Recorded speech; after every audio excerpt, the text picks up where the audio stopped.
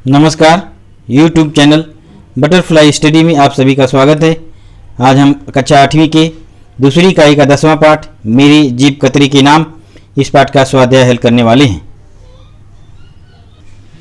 स्वाध्याय की शुरुआत शब्द वाटिका से करेंगे। आत्मग्लानि यानी पश्चाताप, सार्थक यानी अर्थ वाला, उद्देश्य वाला, टुच्चा ओछा, मरियम बेदम कमजोर, लिहाजा इसलिए अतः, पशुपेश में पढ़ना, असमंजस में पढ़ना, लील जाना, निगल जाना, चैन से सोना, निश्चिंत रहना। सूचना के अनुसार कृतियां करो।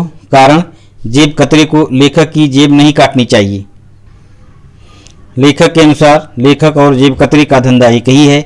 लोगों की जेब काटना वर्तमान सभ्यता जेब कटी की सभ्यता है, इसलिए जेब कतरे को लेखक की जेब नहीं काटनी चाहिए।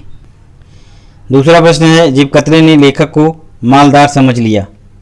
इसका उत्तर है, लेखक बार बार अपनी जेब को टटोलता था जिसमें नोट रखे थे, इसलिए जेब कतरे ने लेखक को मालदार समझ लिया। दूसरा प्रश्न, संक्षेप में उत्तर लिखो। जेब कटने पर भी लेखक फायदे में कैसे रहा? जेब कटने पर जब लेखक के परिचित व मित्रों को जेब कटने की बात का पता चला तो लोगों ने लेखक की मदद की और उन्हें 500 रुपये दिए। इस प्रकार से लेखक 175 रुपये के बदले 500 रुपये मिलने पर फायदे में रहा। अगला प्रश्न है, जेब कटने पर लेखक के मित्रों ने कौन सी योजनाएं बनाई?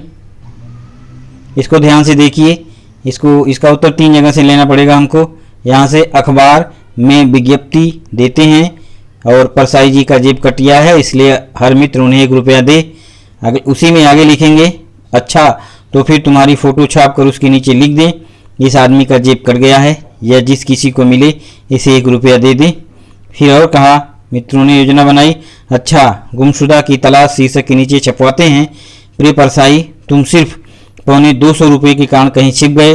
लोग तो करोड़ों रुपए की कालिक से पुता चेहरा नहीं छिपाते।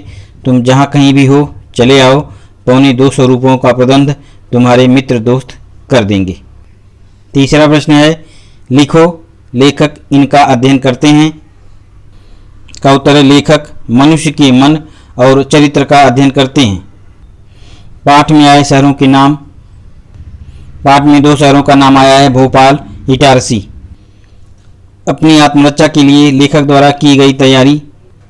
लेखक ने तय किया कि जेब कतरे को मारेंगे। 1 घूंसा नाक पर, 1 जबड़े पर, 1 लात पेट पर मारने की तैयारी की। चौथा प्रश्न, ऐसे प्रश्न तैयार करो जिनके उत्तरों में निम्न शब्द हों। लिफाफा, जयंती, दोस्त, अंतर्विरोध। जब लेखक ने जेब टटोला तो क्या गायब था? अब इसका उत्तर होगा लिफाफा। अगला प्रश्न है, लेखक किस अवसर पर भाषण देकर ज्यादा पैसे कमाए थे? जयंती के अवसर पर। इसका उत्तर जयंती। लेखक का पैसा वापस लेने के लिए किन लोगों ने योजना बनाई? दोस्त ने। लेखक पूंजीवाद के किस विरोध को जानता है? उसका उत्तर है अंतर्विरोध। पूंजीवाद के अंतर्विरोध को जानता है। 5वां है, शब्दकोश से निम्न शब्दों के अर्थ खोज कर लिखो एवं मूल शब्दों का अपने वाक्य में प्रयोग करो। उपकार, विधाता, आत्मग्लानि, कसरती, प्रतिष्ठान और गुमशुदा। उपकार का अर्थ है भलाई करना, दूसरों की भलाई करना। मनुष्य का स्वभाव उपकार करना है। विधाता, विधान करने वाला। विधाता का लिखा कोई मिटा नहीं सकता। आत्मग्लानि, पश्चाताप, गलत कार्य हो जाने पर आत्मग्लानि होती है। कसरती, व्यायाम करने वाला, कुश्ती में कसरती अभ्यास करते हैं। प्रतिष्ठान यानी बैठाना, मंदिर में भगवान को प्रतिष्ठित किया जाता है। गुमशुदा यानी भटका हुआ, गुमशुदा की खोज पुलिस करती है। 6वां प्रश्न है, पाठ में प्रयुक्त व्यायामशाला से संबंधित शब्द खोजो। उस्ताद, शागिर्द, रियाज। ध्यान में रखो, पर्यटन यात्रा करते समय आवश्यक सावधानियां बरतनी चाहिए। भाषा बिंदु, पाठ्य पुस्तक में आए 10 संधि एवं सामासिक शब्द ढूंढकर उनकी सूची बनाओ, उनके प्रकार लिखो। यहाँ इस पंक्ति में सब वो संधि दी गई है और यहाँ समास दिए गए हैं। भावनात्मक, आत्मग्लानि, सभ्यता, व्यायामशाला, वार्षिकोत्सव, कृतार्थ, आत्मरक्षा, प्रतिष्ठान, अंतर्विरोध, विज्ञप्ति। और सभ्यता, सार्थक, बेमानी, कृतार्थ, वार्षिकोत्सव, अंतर्विरोध, आत्मग्लानि, विधाता। अनुशासित, उपार्जित लेखन, अनुशासित यातायात, सुरक्षित यात्रा, इस विषय पर निबंध लिखो। इसका स्क्रीनशॉट हम आपको साथ में देंगे।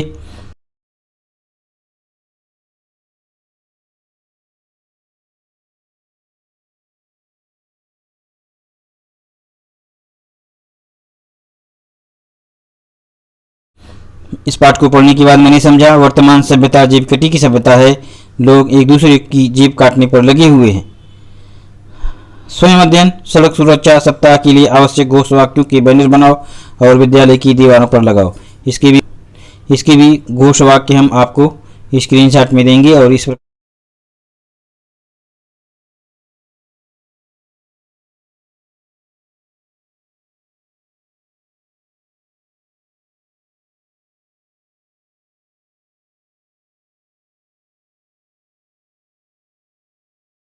प्रकार से हमारा इस पाठ का स्वाध्याय समाप्त होता है।